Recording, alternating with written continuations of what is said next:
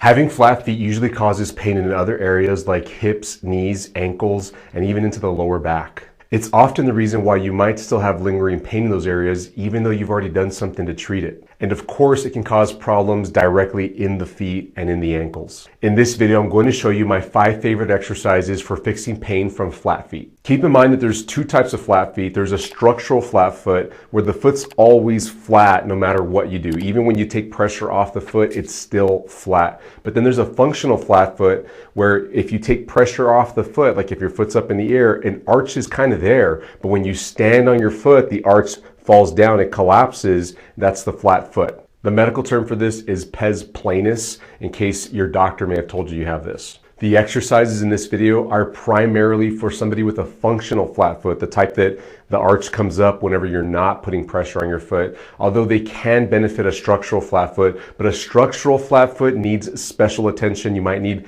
custom orthotics, or custom insoles is another name for those. The first exercise is toe curls with overpressure. The reason why we're doing toe curls is because the root problem of a dropped arch or a flat foot is that the toe curling muscles are too weak and they're not supporting that arch of the foot. So the way to do this exercise is you're going to cross your foot over your knee just like this. You'll have to do one set at a time.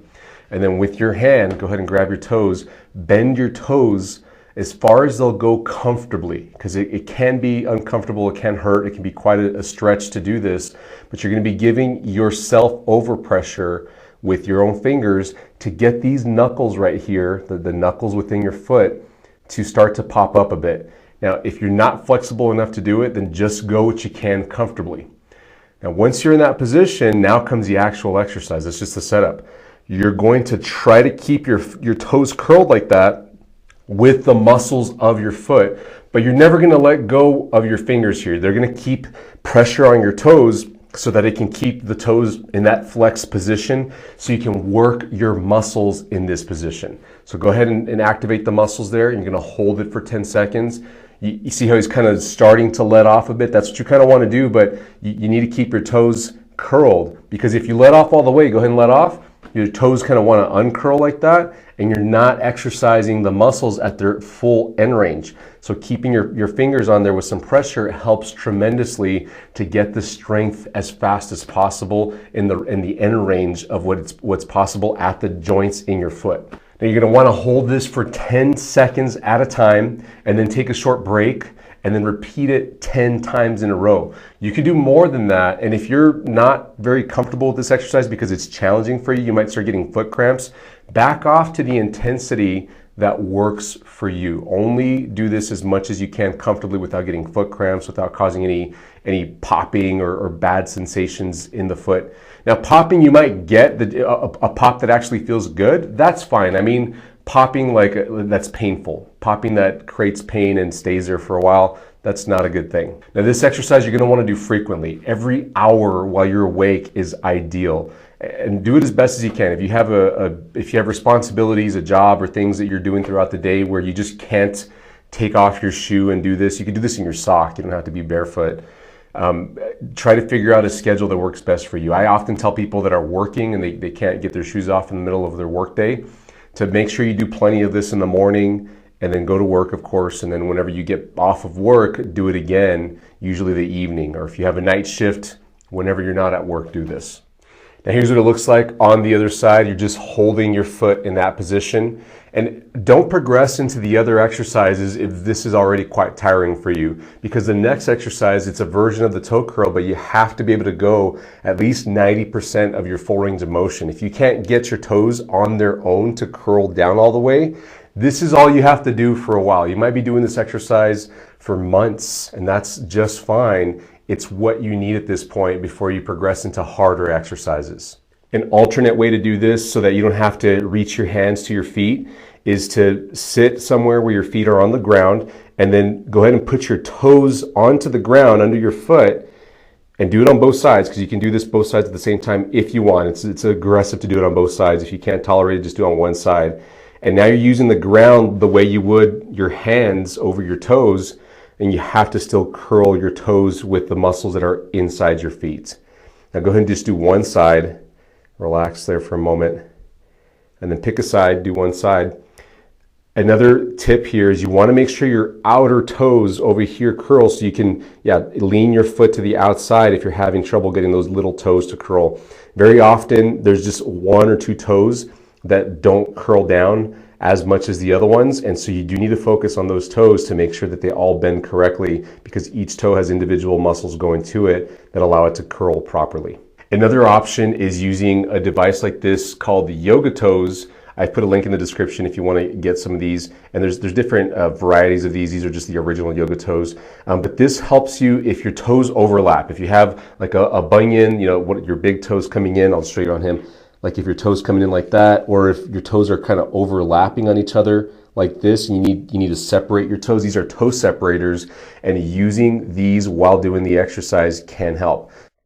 Getting the yoga toes on is a little bit challenging, but once you get them on, it aligns the toes with the bones in the middle of the foot so that you can work your muscles properly. So once you have it in place there, go ahead and give your hand over pressure there, and it puts pressure on your toes. This isn't the most comfortable device to wear, but it definitely helps alignment of the toes, and you just got to get that little one down. Yeah, there you go. Good job.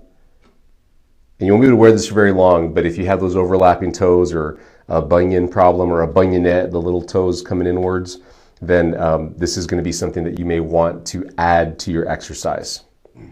The second exercise is toe curls without overpressure. So to do this exercise, you had to have already been curling your toes with the overpressure, or you can get your toes curled pretty much all the way without needing the overpressure. So you would just take off your shoes, of course, and curl your toes all the way. Kick your foot out so that your heel's like this. Yeah, there you go. And then curl all the way. And he's got pretty good flexion here. Flexion means all the toes are bending downwards. And I'm specifically looking for the knuckles that are right here.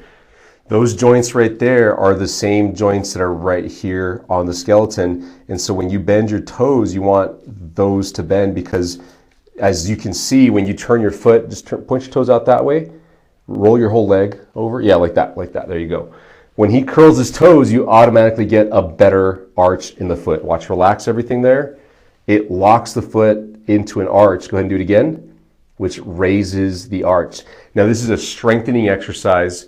The next exercise is going to focus on putting this into walking and standing, but this is an excellent exercise to be practicing in preparation to do this with everyday activities so that you can cure your fallen arch, your flat foot, naturally for the long term. You'd hold this for 10 seconds at a time and do 10 reps, and hourly. This would replace the version that you're doing where you're holding your toes with your hand. You would eventually work up to doing this one. You can still use a yoga toes on the same exercise if you have the overlapping toes or crooked toes issue, and that can help you out in strengthening your toes into a straighter position so that it's not a problem as you get stronger. And again, be doing this hourly throughout the day while you're awake. That's how frequently this needs to be done. It's not enough to do this just a couple times a day, 3 times a day. You need to be getting hundreds of reps in. I mean, if you can get in at least 100, if not 200 or 300 reps a day, as long as you can tolerate it, that's key. You have to build up your tolerance, because the first time you start this exercise, you might do it 20, 30 times in a day, and that's all you can tolerate. But as the days and weeks go by, you should be able to work up to doing this 100 times a day or 200 times a day. That's the kind of strength you need to get that arch up. If you think about it, that arch has to support your whole body weight. So you need a lot of strength in these feet, and this should feel like a strenuous exercise for your foot. But as soon as you let off and relax, you should be fine. There should be no lingering pain, no lingering problems, just the fatigue of working out your foot muscles. The next exercise is being able to toe grab in standing, and then we're going to transfer that over to walking. So right now he is not using any muscles in his foot, and his arch is relatively low. Now, he doesn't have the flattest arch ever, but this is a slightly fallen arch. So when he grabs with the toes, go ahead and grab. You see how that arch comes up right away? That's a much better position for the foot to be in, and that's a natural arch development without the use of an insole or an orthotic. And you can see what happens too is the shin bone right here and the knee and all the way up into the hip, the bones just slightly turn out when the arch comes up. So relax it. You see how it collapses in subtly, then create an arch, and it goes out. And all he's doing to achieve that is flattening the toes down against the ground. This strength that you've been working on by toe curling transfers into this. If you have good toe curling strength, then this becomes much, much easier. Now you've got to do this in a way where the ball of your foot, or this part right here, the base of the big toe and the base of all the other toes down under the foot stays down, and you're only bringing the arch part up right here. Now go ahead and face the camera with 2 feet, because you need to be able to do this with both feet. He's just showing you one side right there, but go ahead and do it with both sides, and you can see how both knees rotate out a little bit, so that takes pressure off the knees. It helps with meniscus problems, knee arthritis issues, and all the way up into the hips. Let's just get a higher view here. So go ahead and relax everything first. You can see how things collapse down, and then go ahead and engage them. And you can see the space that's opened up between his knees and thighs right there. That improves the joint alignment at the hips, and it helps the lower back as well to take that pressure off. So the feet are very much connected to the joints above all the way to the low back. And it's not always just relying on insoles. If you have a functional flat foot, getting stronger in these muscles is hugely important. Now this needs to transfer into walking, so let's show you what that looks like. The way to toe grab when you walk is when you put pressure onto a foot, so go ahead and step forward the right foot. Right here he's leaning more towards the right foot. The toes should be starting to grab to create an arch right there. Meanwhile, this other foot's gonna come over. Now that right foot's gonna relax. His left foot, you can see his toes grabbing, that's creating an arch. So every time you put pressure onto a foot, you need to grab slightly with your toes to create an arch. Yeah, go ahead and go down another step and then turn around and come back slowly the way that you did. So now just keep walking slowly. Yeah, like that. And just grab every single time with your toes. And just turn around right there. Each time you take a step, you should be curling your toes just a bit. Without curling your toes under your foot, you're more so flattening them out in order to create an arch. This needs to become the way that you walk all the time. I mean, if you get up to go to the bathroom at night, you should theoretically be doing this. If you're walking within your home, going from a bedroom to the kitchen or to the bathroom, to the laundry room, outside to check the mail, whatever you're doing, you should be theoretically walking like this within your shoes, of course. Now, this is more challenging to do if you're wearing shoes that don't have a heel strap, where there's nothing that comes around the back of the heel. So like flip-flops or slippers are common ones. So you generally don't want to be wearing those too long.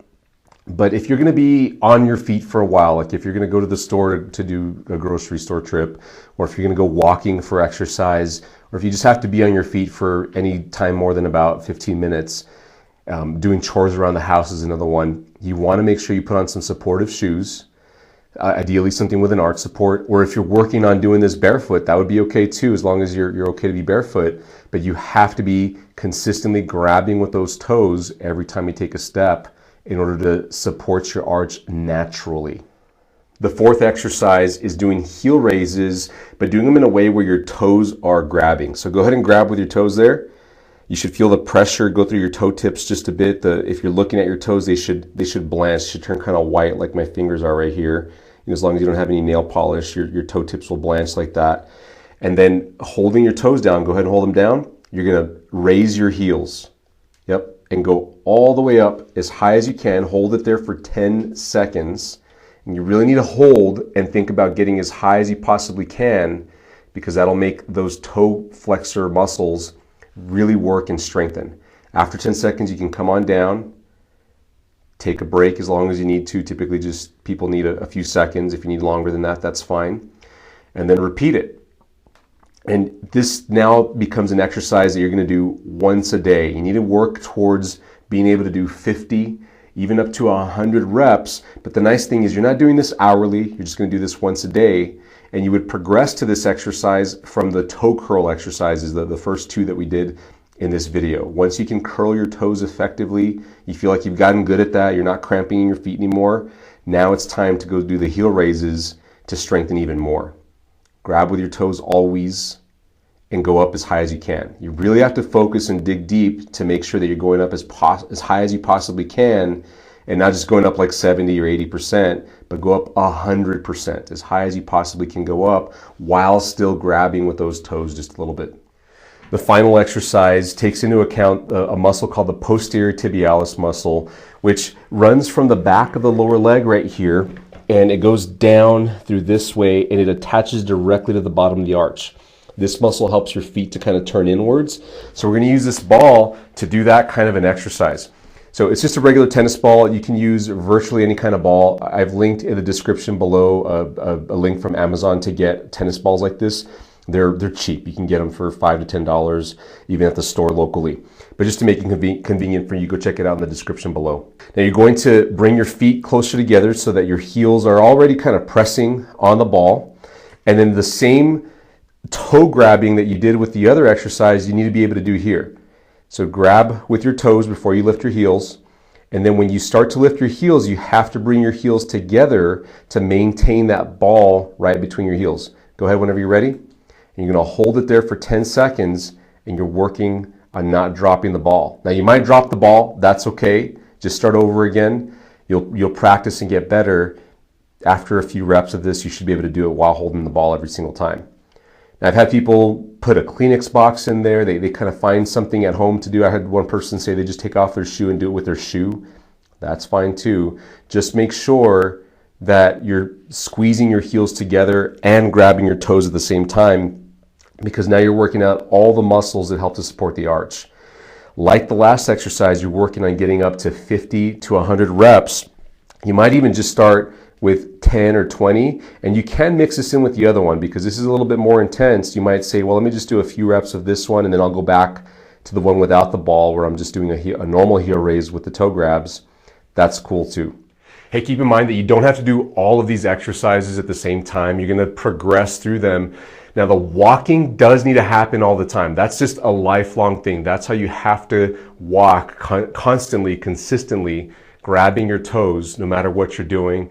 And if you're somebody with flat feet, you just probably shouldn't be wearing flip-flops. You probably need to always wear shoes that stay on your feet securely so that you can consistently use your toes the way that I showed you in this video. Hey, give this video a thumbs up if you liked it. Please share it with somebody you think needs to see this. And don't forget to subscribe and hit that notification bell so that you don't miss out on any of the helpful videos we post each and every week.